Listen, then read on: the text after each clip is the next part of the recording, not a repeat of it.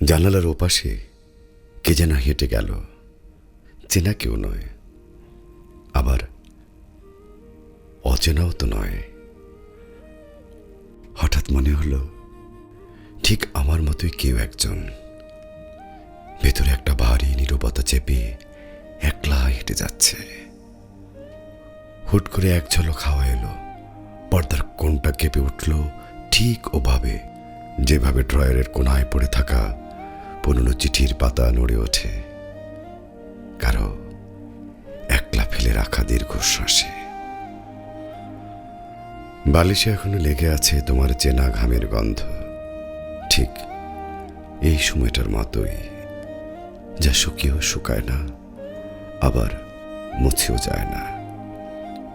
ঘড়ির কাঁটাটা একঘেয়ে হেঁটে চলেছে।